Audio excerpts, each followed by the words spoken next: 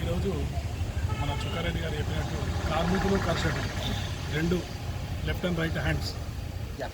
ఏ దేశాభివృద్ధి అయినా కానీ, రాష్ట్రాభివృద్ధి కానీ, జిల్లాభివృద్ధి కానీ, ఏదైనా కానీ కర్షక కార్మికులు పనిచేస్తేనే అభివృద్ధి అనేది సాధ్యమవుతుంది. అది 100% కరెక్ట్. తర్వాత మన జీవిత బీమా సంస్థకు వస్తే ఈరోజు మనమంతా రెడ్ సల్యూట్ కార్మిక దినోత్సవం. సో కార్మికులంతా ఉంటేనే ఏదైనా జరుగుతుంది.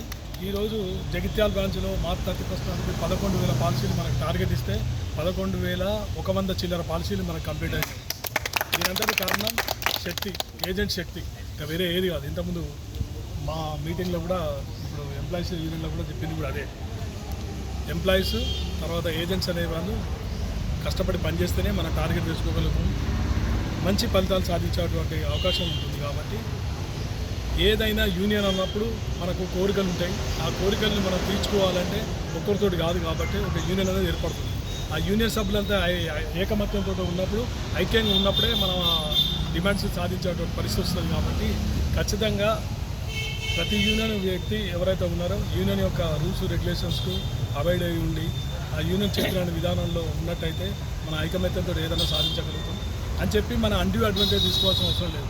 జెన్యూన్ డిమాండ్స్కి మనం 100% కష్టపడాలి. తప్పేం లేదు, దానిలో ఏమాత్రం తప్పు లేదు.